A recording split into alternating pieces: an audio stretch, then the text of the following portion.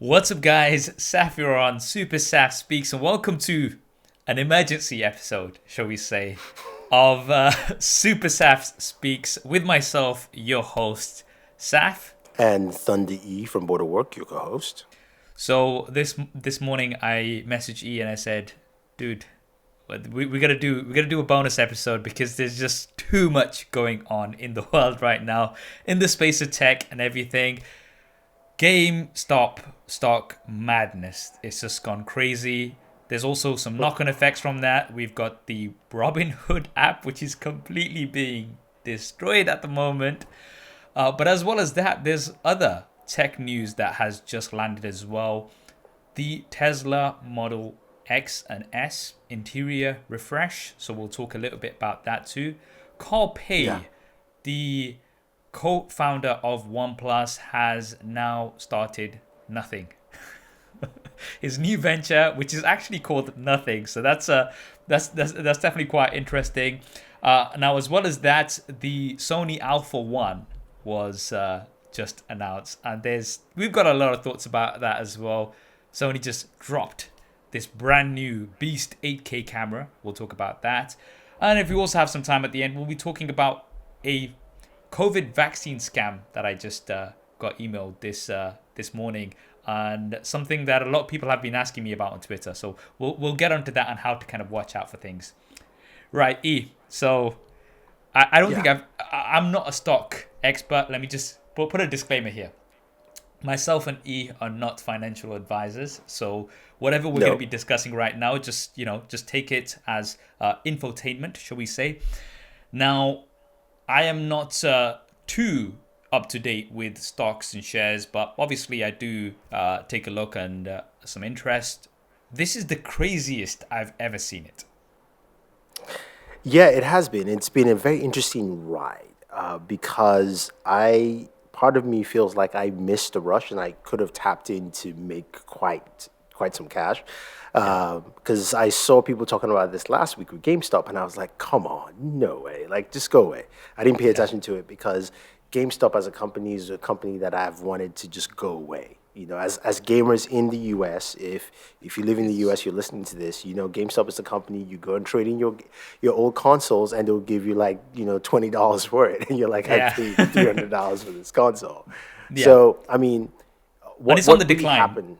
It's It's on the it's it's decline. been on the decline for quite some time because we're all moving to digital. Most people these days, yes, you'll get occasional people getting physical copies, but the time of going in, trading in your own games physically, and getting actual physical discs of Discs. games is very last 10 years sort of thing. And now it's mostly you want a game instantly, you want to download it digital, and that's obviously been quite a decline for GameStop, I would say, over the past few months and years.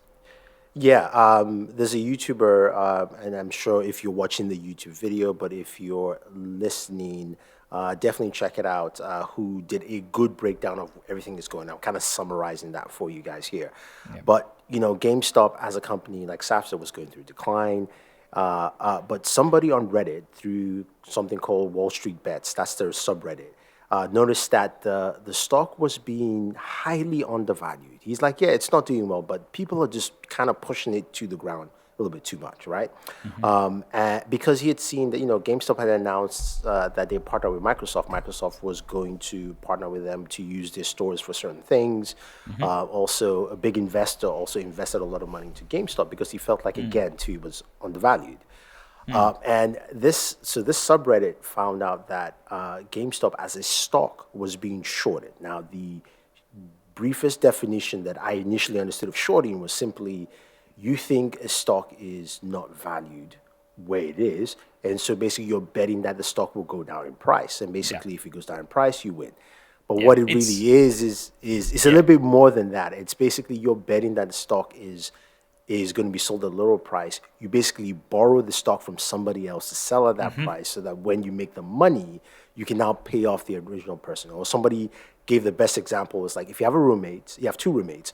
One roommate comes back home, is completely drunk, and it's like, hey, do you have Gatorade? And you're like, no, I don't. It's like, just get me Gatorade, I'll give you $5. And you're like, oh, okay. But your other roommate, who's a sports star, has tons of Gatorade. You call that roommate and say, hey, can I get your Gatorade? I'll give you $1 for Gatorade because that's the cost of Gatorade as it is. So your other roommate says, the sports star says, yes, you pay $1 for that Gatorade.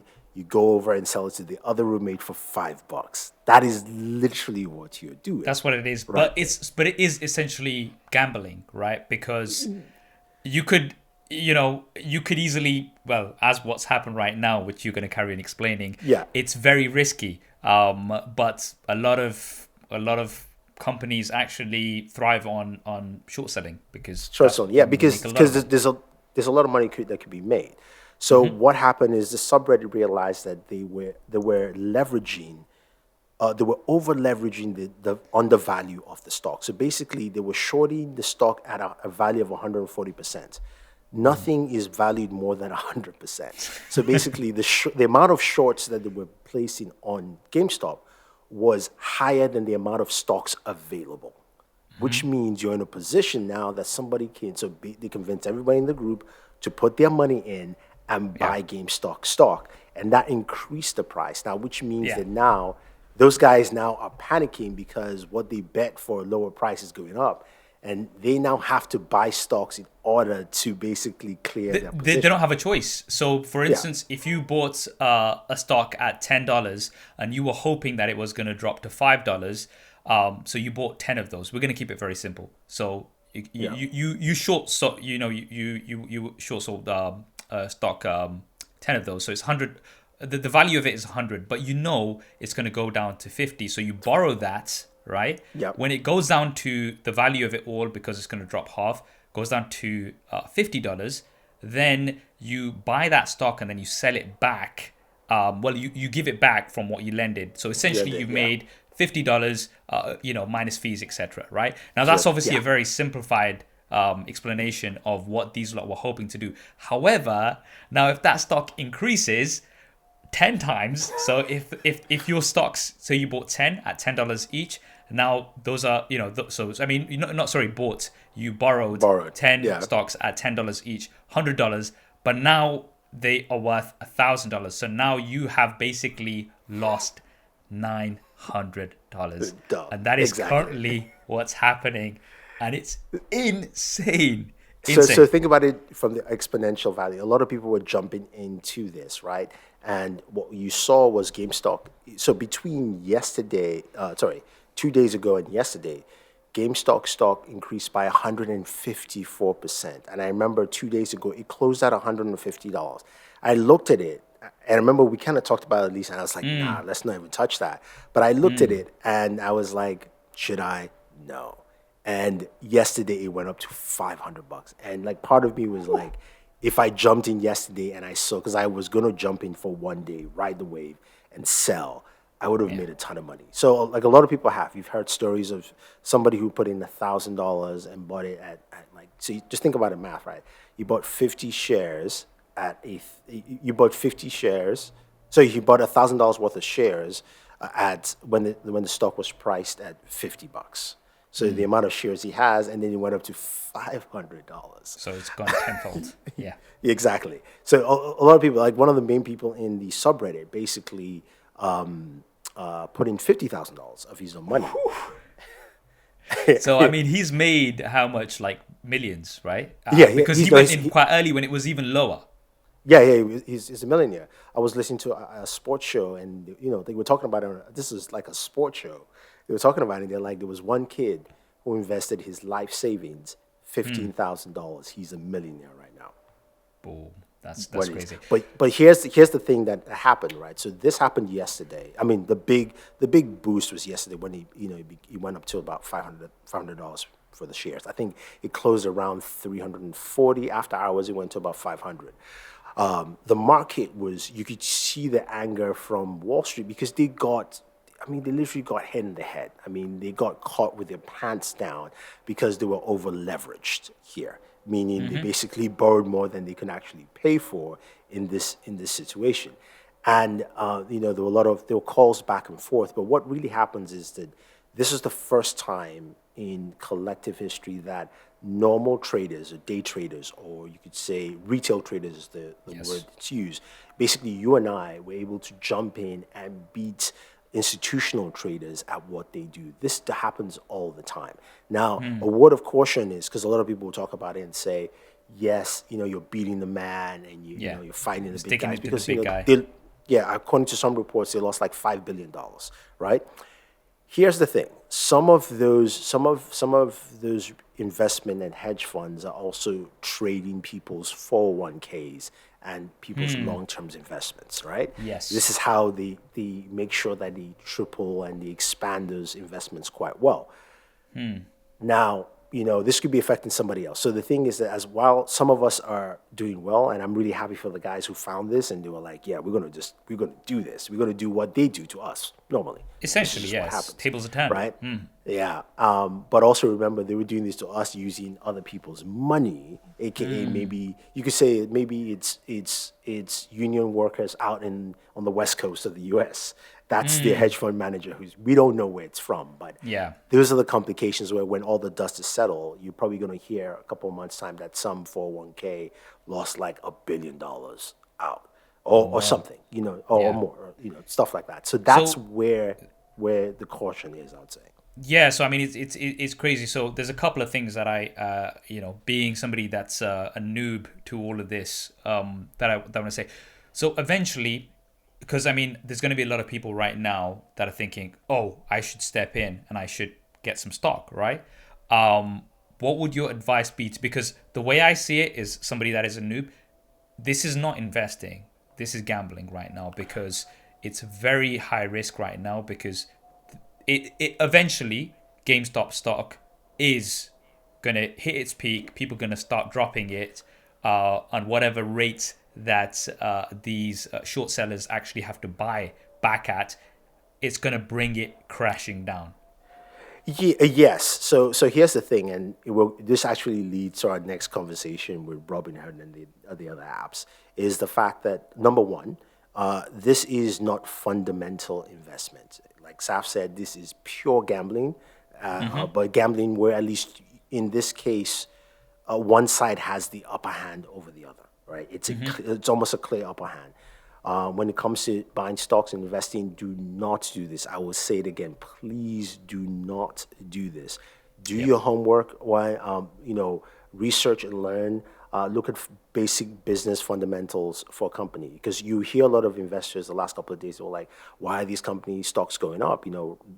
The Wall Street Bets group on Reddit focused on GameStop, AMC, Express, Nokia, BlackBerry, stocks that were undervalued and for a reason because they're not doing well, right? And I think that's something you should understand is like, a prime example. Do you want to invest in stocks, right? You look at a company like Apple. Apple yesterday announced $100 billion in revenue from last quarter. So that's saying like, whoo, okay, Apple is doing well. That's a company that continues to do well. The other factors to look at, but even just in a simple eye test, you go, okay, that's a good company to invest in, right? Because they're doing well. Yeah, and long also term. And as with every long-term. investment, you think long term. If you are going to be thinking about jumping in and jumping out, always remember that there's going to be winners and there's going to be losers. Yes, there's going to be these big corporations that are going to be losing, but there's also going to be lots of regular people who are potentially going to put their life savings toward this, thinking that it's at $500 right now. I'm going to make, I'm going to double it to 1,000, but in between something hits, goes crazy, everything drops, and then your life savings are now worthless because you played this very high risk strategy. So again, I cannot emphasize caution enough. This is not, it's risky and you need to fully understand the implications. One thing that I always say, and is advice from lots of people as well, is only invest what you can afford to lose. Yeah, and speaking of price, the price for GameStop has dropped dramatically as well as AMC, and that's because of different factors. Because one of the things that a lot of the short sellers, a lot of people who were betting against the short sellers were talking about, this was a cascading effect that really would have screwed the short sellers because of how much they had overinvested at shorting the stock. It was. They were not, so basically, because people bought GameStop, the people who started this thing bought GameStop, a lot of people jumped in. they refuse to sell. So when you refuse to sell, price goes up and continues to go up. So they were literally squeezing. That's why it's called a short shelf squeeze. You're literally Squeeze, yeah, because often the squeeze happens. Yeah. squeezing them as much as possible until somebody decides, okay, you know what, $1,000 is pretty good. I'll take that. Yeah, yeah. You know. So Yeah. it's. I mean, it's very interesting to watch what's happening right now in this day and age of the internet and Reddit and all of that. So we're going to be monitoring this very closely and seeing what happens. Now, as a byproduct of everything that's happening with GameStop and the madness that is the stock market, there's been lots of controversy because we've got certain apps who have stopped selling AMC and GameStop stock, such as Yeah. Robinhood. Yeah. Robinhood and TD A few Ameritrade. others. I don't use Robinhood, but I use TD Ameritrade. Have halted trading of GameStop, AMC, BlackBerry, and all that, which is now causing the price to drop. So again, which is something I personally do not like because they said they're affecting the volatility in the market. I'm like, no, this is an artificial dampening or putting a stop to huge losses for big corporations. Because in Yeah. my mind, at least for me, volatility in the market is coming from outside sources that have nothing to do with the market. If there Yes. was a pandemic, like we had, if there was, God forbid, a war or a terrorist attack or something like that, those are very key factors where you're like, okay, we got to stop. Like, there's no way. We Yeah. saw that with 9/11. We saw that even with the financial crisis, where, yeah, it wasn't caused by the market itself, it was caused by the banks. So they had to stop it because money was just being lost left and right. This, on the other hand, is literally apps, and this is not the SEC or any of the regulatory bodies or even the exchanges themselves. This is an app that, especially Robinhood, which a lot of these retail traders use. Yes. Robinhood is a big app that retail It's traders huge. use quite a bit. So when they go limit, Robinhood is now telling its users, we as just from the action. I'm not saying that's what they said. That we are not with you. Our name is Robinhood. Again, the name and the action is two different Yeah, things, right? it Right. contradicts. It's complete contradiction, and the internet obviously is not going to take this lightly. So they have fought back, and they have fought back hard because they have been rating down Robinhood. I've just looked right now.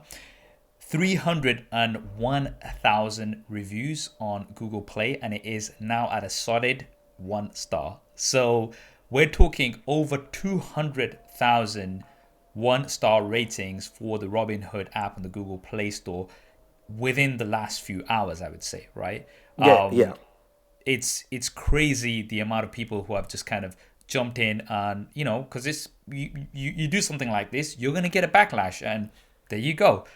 Be- because what it is Robinhood is messing with the free market, right? We've been Yeah. we've been told. We went to college. They told us the free market will sort itself out. Winners and losers. You pay the price for the risks you take. That is what Exactly. capitalism has all been all about. And now think about it this way. And our first discussion was talking about GameStop. If I put in, say I had put in 2 days ago when I wanted to buy GameStop, even at $150, $130 a share.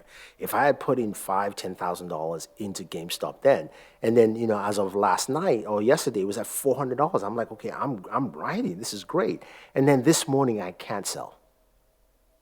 So Think I about it. think that they're allowing you to sell right now. You just cannot buy. Sorry, the options. Yeah, you can't buy, and you can't buy options. I mean, they're limiting option prices and sell, but of course that's forcing the price down. Which, yes, on the fundamental part of economics and the business, that is absolutely correct. As in, it should come down to what the fundamentals of the company are to make more sense. But on the other hand, this is what the market had created, not because somebody tricked it. Again, this is Reddit. This was an open forum discussion where people said, hey, let's do this. This was not, 'cause some people were talking about this as insider trading. I'm like, no, They all disgusting open. Like we know it because they left it open. So it cannot be insider trading where, I found something and I quietly came and told Saf. And I mean, even this actually doesn't really work that way, but I'm saying like there was no secretive discussions of anything. Yeah. So again, you're limiting people. So for someone like me, if I invested that amount of money, I'm going like, oh wow, I'm losing profit. So now I'm trying to sell. Of course, since it's selling, then price is dropping because there's a flood of stock on the market of people who want to sell. So And they are artificially affecting this now. So what do you think is going to happen to these apps after everything kind of dies down? Because obviously reputation wise and this 1-star rating is not going to be a good look for them. whoever is a competitor of Robinhood is take advantage now. Honestly, seriously. Yes. Robinhood just screwed themselves. Like I use TD Ameritrade. Which is doing the same thing, by the way. So I'm not saying I use that, and I also use another. I use another app from Fidelity. But what's going to happen is competitors are going to go up, especially on TikTok, because this has been trending on TikTok for the last couple of days. The other apps they're literally going to drop ads with people saying, we're not going to do what Robinhood did to you. We're not going to, Yeah. we're not going to basically steal your money like Robinhood does and give it to rich people. Yeah. Yeah. that's a good example there. Yeah. But yeah, absolute craziness. Let's see how it goes. I totally agree with you. It's a perfect opportunity for competitor apps to kind of swoop in and get the trust of people who have now completely lost trust in some of these major apps, and that's going to have a lasting impact on their reputation, on the app ratings. I mean, people who are new to this, if they come in and they see an app that's rated at 1 star, what is the likelihood that they're going to download it, even if it's got 300,000 votes, right? If it was like, a small amount, no, this is serious business. I mean, as far as we can see, they deserve it. So, yeah. Yeah. All right. So now we're going to take the tone a little bit down. We're going to talk about tech. So yesterday, the Tesla Model S and Model X interior refresh particularly, from the exterior, they're very much the same. They were dropped.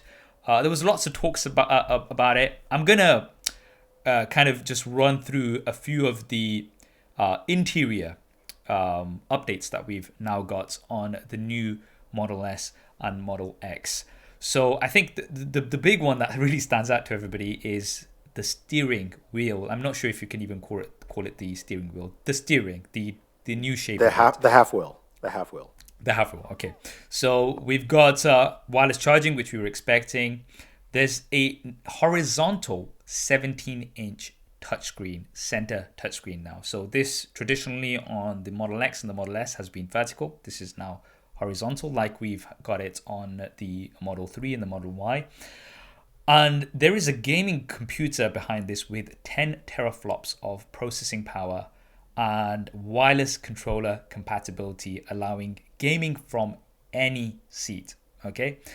And any seat, because there's also a passenger touchscreen now. So we now have 3 screens. There's one behind the steering. There is the center 17-inch screen, and there's also a passenger touchscreen too. So that's those are the sort of key updates. Even with the steering, there are no stalks on the sides. It's all buttons now. So it seems if you want to indicate, you're gonna have to press a button because we can't see any stalks on the renders on the website. Lots of changes. So let's initially talk about the steering. E, what are your thoughts about the steering? Don't like it. Straight up. No, I mean, no, I don't hate it. And I get it why. It's funny because, we talked about this initially, just the car itself. And while I was researching on GameStop, my buddy Sam sent me the images and he talked about it. He likes that, he likes the design aesthetic. I don't, because I don't drive like this. I drive like this. Exactly. That's the one first of those, thing that just. I'm a one-handed driver. I am a one-handed. It looks so much cooler.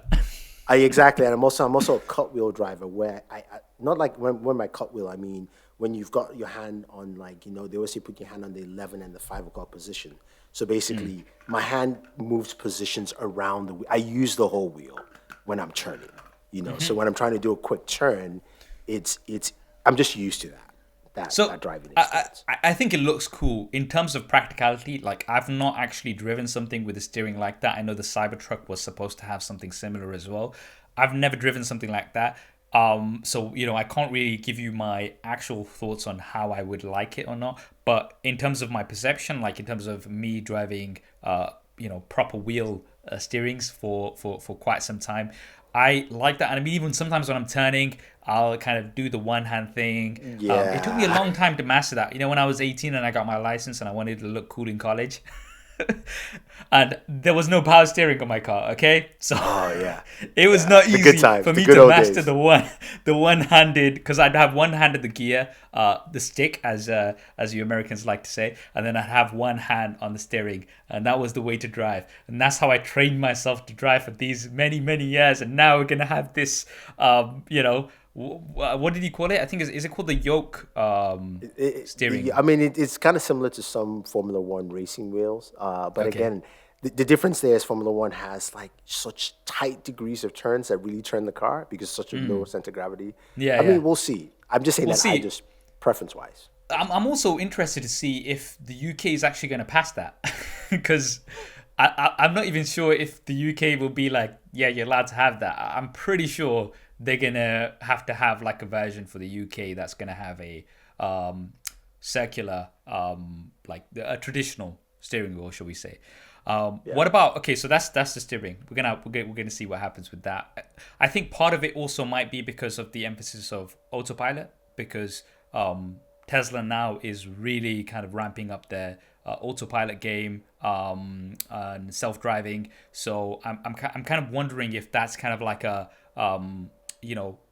it's kind of like a psychological thing. That change of the steering is because you are not necessarily going to be using it in the traditional way as you would a normal steering wheel. You know what I mean? Because it's going to be Yeah. self-driving most of the time. You're probably only going to have to keep your hands on just to let it know that you're alert. So it's just like, okay, we're going to do this. But when it comes to turns, exits, reverse parking, etc., that's all going to be done with the self-drive system. Do you think that's part of it? Yeah, I think so. I think that's the push there. And it's funny you mentioned that because my buddy Sam said the same thing. He's like, I think that's where the focus is. Okay. Again, it's something to experience. I would give you the benefit as like I have to try it out, but a lot of my driving habits, as Saf said here, it's the same. It's you Yeah. know that one hand wheel turn using Yeah. the whole wheel. So you're gonna it's like for people like us, we're gonna have to To relearn a lot of relearn how to things. drive.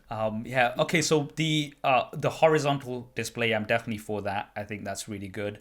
It just makes sense, especially from a media perspective. If somebody's gonna, no, you don't like it, you prefer vertical. No, no, I actually don't. I don't like. I've never liked any of these displays. I don't like. I like some of the other manufacturers who've kind of made the display part of the dashboard. I just don't like that. It's like it looks like somebody put a tablet and just stuck it. It's like poor design in my head. Okay. It's very annoying. I prefer this over the vertical. I do. Yeah. But for me again, it's like a slap of just like, oh, we're gonna put a display, and a lot of Okay. people like it. I just kind of look at it as like I this is mean, poor design.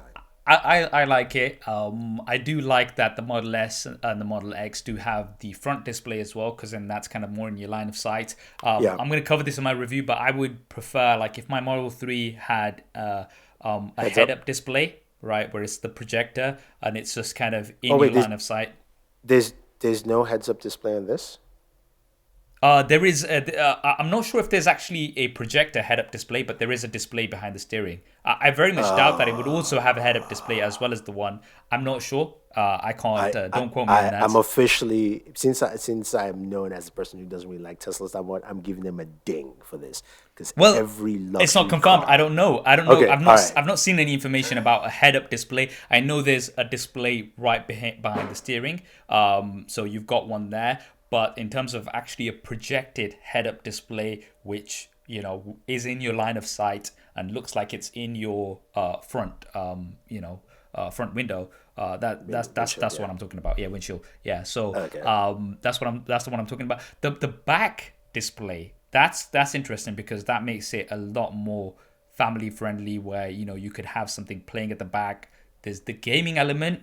I don't know the exact specifications, but you've got 10 teraflops of processing power, and you can have wireless controller capability as well. So that's going to be quite interesting as well. That's Kids at the that's pretty back much similar want to to an play. Xbox One X, Okay, roughly. so I mean that's quite impressive. Like the kids at the back are going to be entertained for the longer trips. And speaking of the longer trips, so the Tesla Model S Plaid, is that how you say it? I thought it was Plaid because that's how No, it's no, it's spelled. Plaid. No, it's Plaid. The Tesla Model S Plaid Plus. I'm gonna talk through some of the features on here. The range is now an estimated 520 miles plus, 1,100 horsepower, 0 to 60 in 1.99 seconds, quarter mile in less than 9 seconds, tri-motor all-wheel drive, 200 miles per hour top speed. It's like fully spec'd up. Pricing wise, you're looking at around $140,000 or around £131,000. That's the starting price, and of course, you can do all of your customizations. And the estimated delivery is late 2021.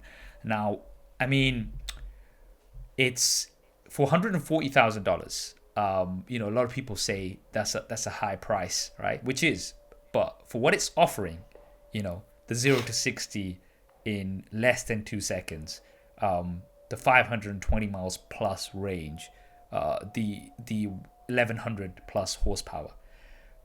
So I mean, to me, it sounds like obviously it's more of a specialist car. It's not something that everybody's going to buy. You've got the regular Model S as well, which is going to be more of an accessible option. So shall we say to more people, coming in at, I think it's around 80,000. This is obviously the more expensive model, and it's more specialist, but it's offering a lot. What do you think, E?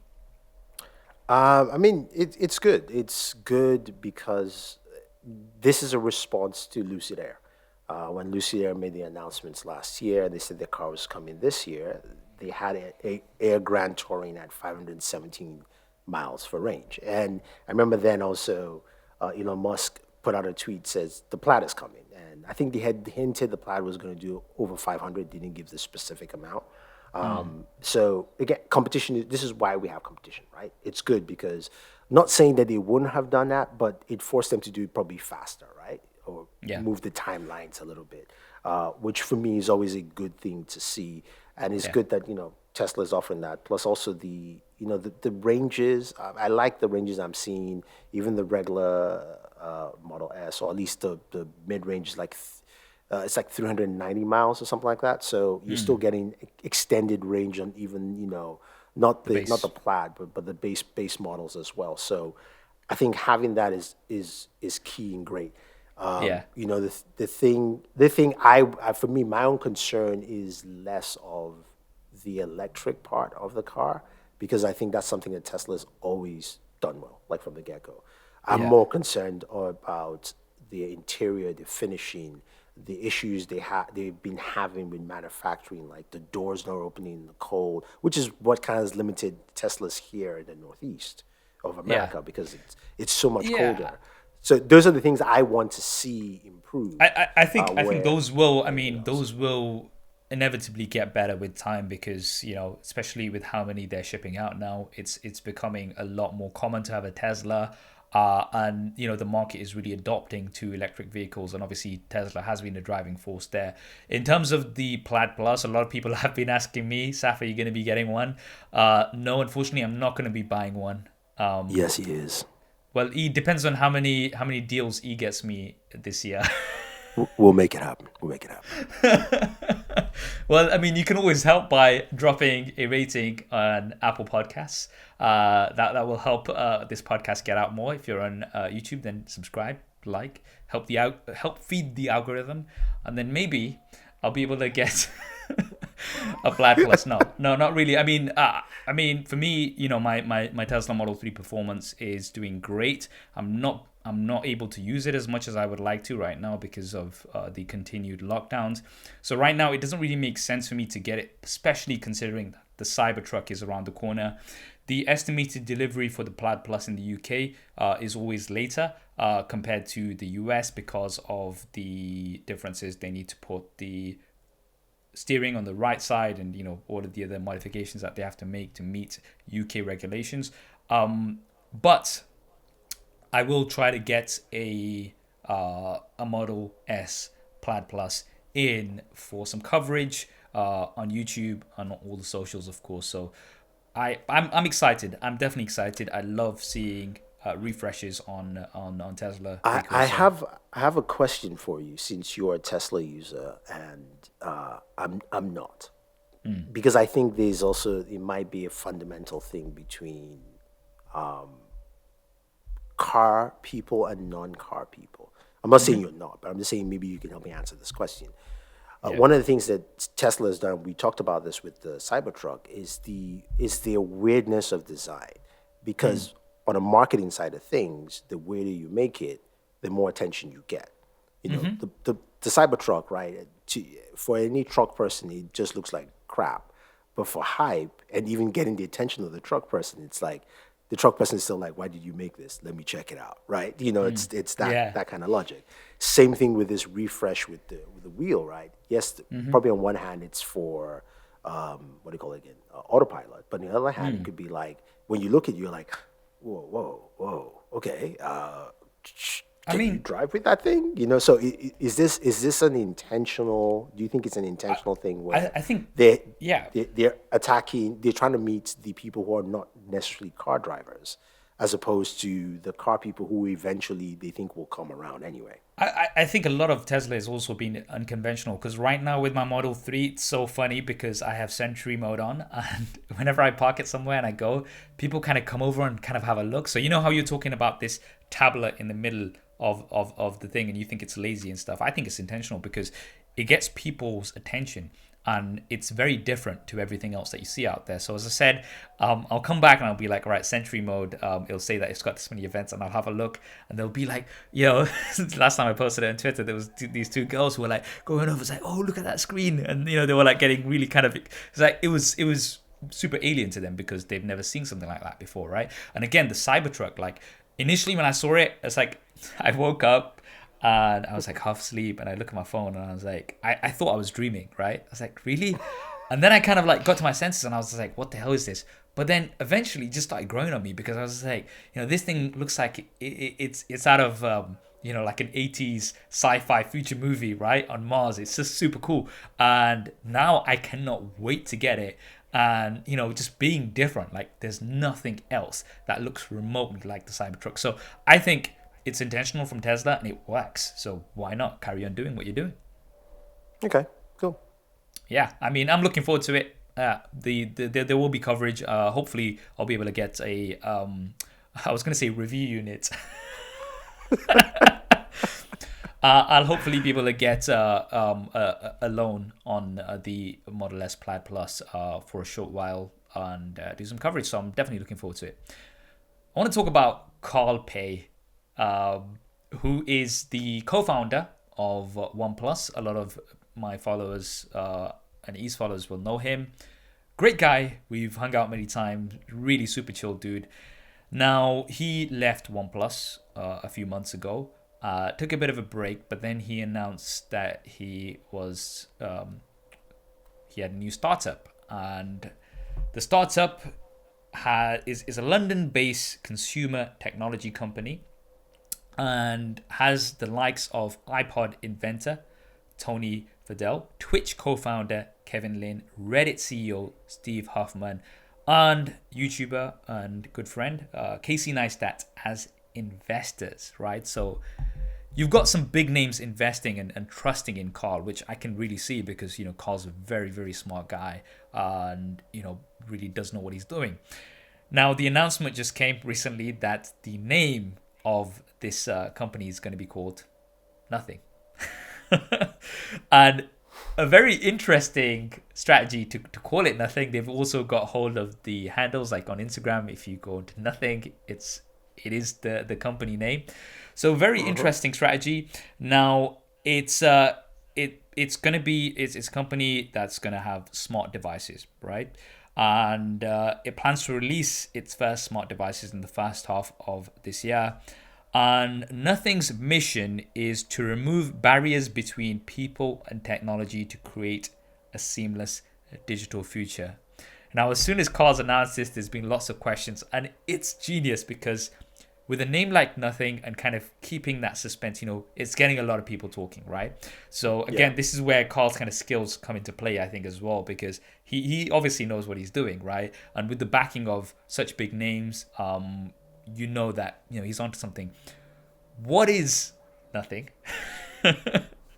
And what do we think is going to come up? So I'm kind of at a point where I'm like, okay, it's going to be smart devices. Are we going to see potential smartphones? I mean, that's what Carl's sort of expertise is in. He's obviously come from OnePlus and built that ground up.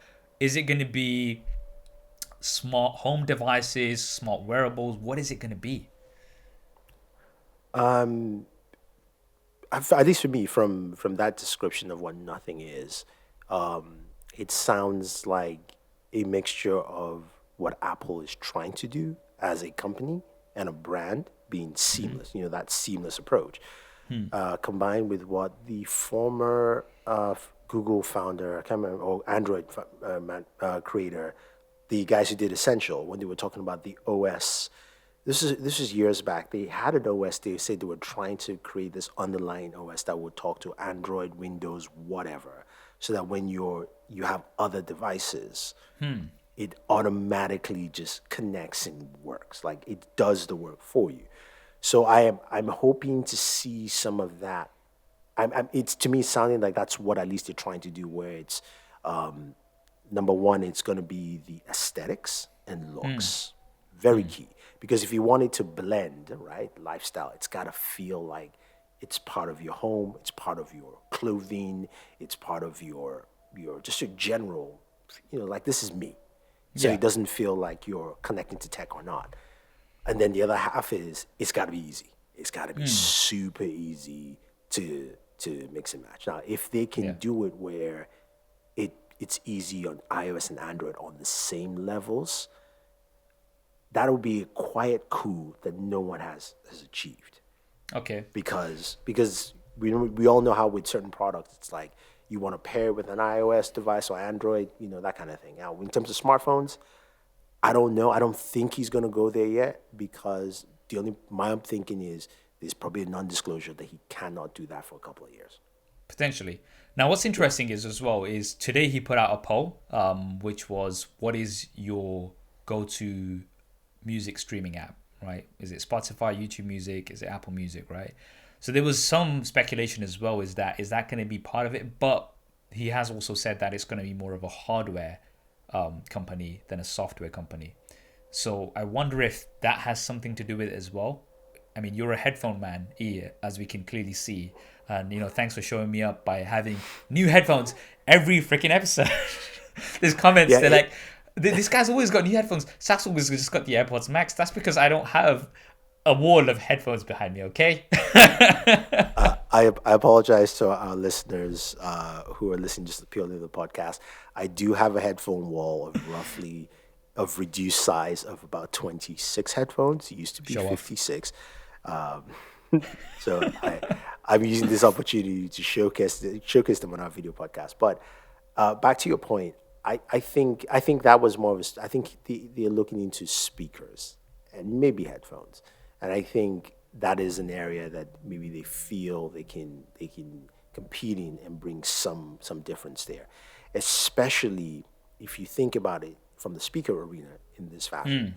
There's only one company who does a good job connecting ecosystems, and that's Sonos, Everything. right? Yeah. Right. Yeah. So now, Sonos only covers Amazon and Google. No Apple HomeKit yet. Now, if they can do all that plus easy Bluetooth connectivity and a few more, then maybe they're looking at, look, you just buy a speaker. It does not matter. Again, seamless for you, nothing. It's just your speaker. That's it, It right? just You can do works. whatever you want. Exactly.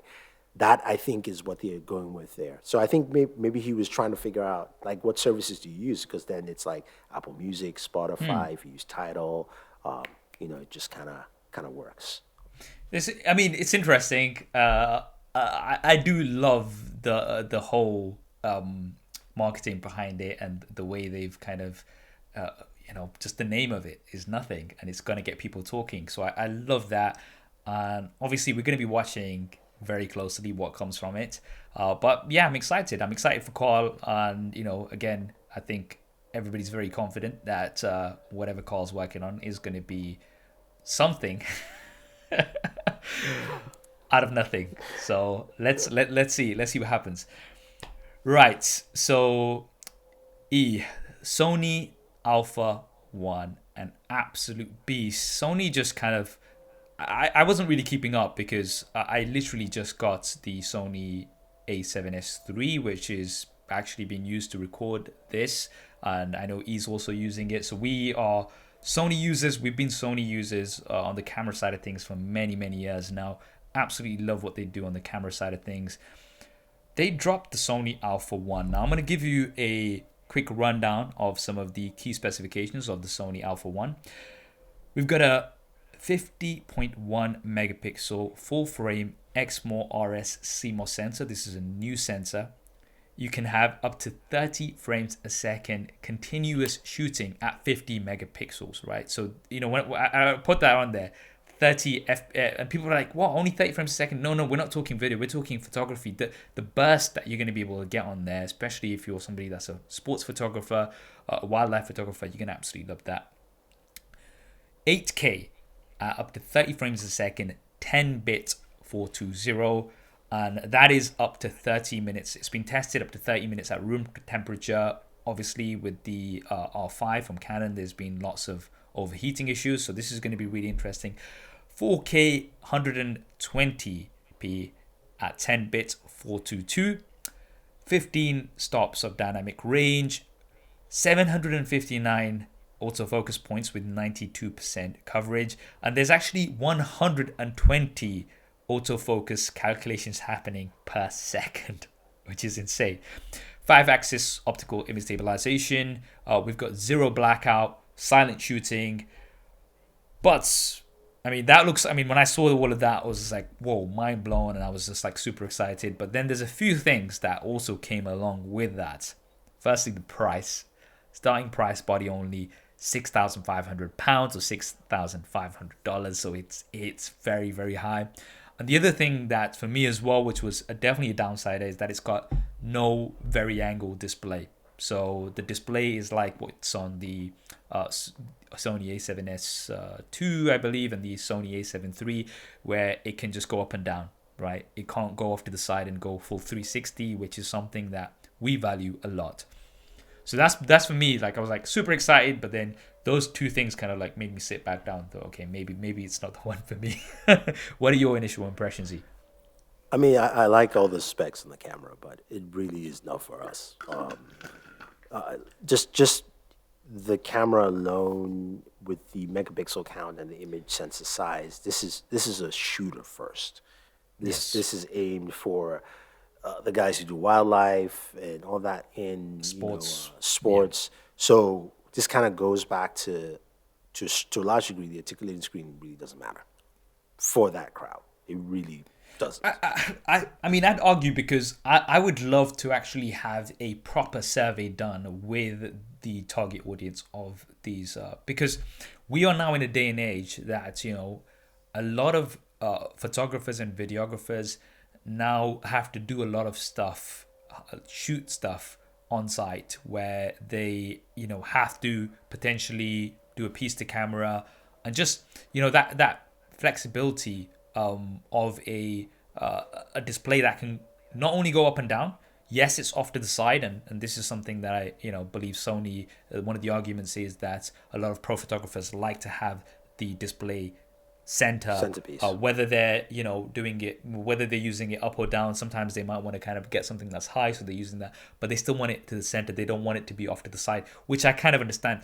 But I'm still confident that most people, even professional photographers that I've spoken to, uh, would rather have a display that is a full swivel display that can do everything potentially. Yes, it's off to the side, understandable, but that would be a preference compared to this up and down thingy.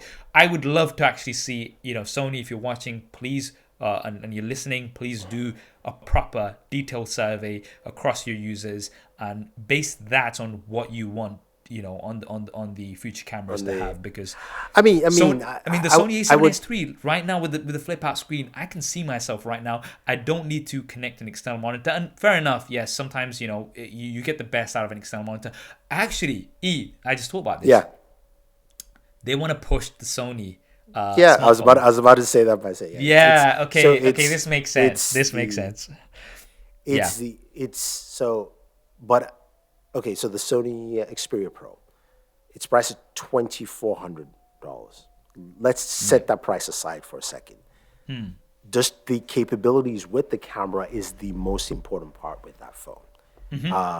And one of the things that they talked about was the instant dumping, uploading, and I can see that especially if you're a wildlife photographer and you set that up and you're shooting, you're waiting for I was gonna say waiting for a lion, but you don't want to be too close.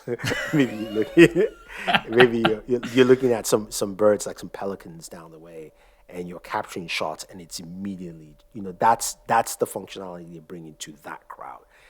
The other thing too, I think, is that I when I looked at this camera, part of me just went like, this is just a different category. Like, it's a different set of customers, a very different set. It's not the same. I think it's just because the tech world now, and especially the YouTube world, is in love with cameras, in the sense like, what's the newest, what's the best. So to some degree, I agree with you with the articulating screen, but to another degree, I think they did a proper study, but I think they did a survey within that category, not across all Sony. They just said, okay, the guys who use our A9 and all this kind of cameras, here you go, tell us what you want. And they didn't mention articulating screen, or maybe they said they didn't want it or they didn't care. And Sony's like, cool, we'll keep it, as opposed to like every Sony user. And I think that's what they did. I'd like to see a more detailed survey happen there, but I think the Sony Xperia Pro may have been one of the factors there as well, because it's like, hey, you're gonna buy it with the Sony Xperia Pro anyway, so that is an external monitor essentially, so you can just have that however you want. So yeah, I don't know if that was part of it. Nevertheless, I love seeing competition in this space. We love cameras, we use cameras all the time, and being able to have lots of options is great. I'm personally looking forward to the A7 IV, which I think will, if it does have that flip out display, because that was one of the only things that really was a downside for me, because I absolutely loved it as a stills photography camera as well, because it had 24 megapixels. It meant that, because I do lots of photography as well, and I know lots of people say that, hey, if you're going to throw something up on Instagram, then 12 megapixels on the Sony A7S III is fine. But for me particularly, I do lots of editing on my images, and sometimes I'll crop a picture which looks completely different to the original, and I like having that 24 megapixel resolution. So I'm also looking forward to the Sony A7 IV, if that comes at some point. I think that will be really something that people are gonna look forward to, and it's gonna appeal to a lot more of the, not only the tech YouTuber audience, but a lot of the upcoming content creators, should we say. Yeah, no, I agree. I can't wait to see what happens. I was gonna say next year, but sorry, this year, with the 4 series, and if we get that at some point. But honestly, though, Sony's riding high. They might just decide to just take a break for a year. They've been doing great. I mean, I gotta say, on the camera side of things, they've been doing great. Love the A7S III so far. Looking forward to testing it out more. Now, I just want to quickly touch on something, just because I tweeted out today and a lot of people have been asking me.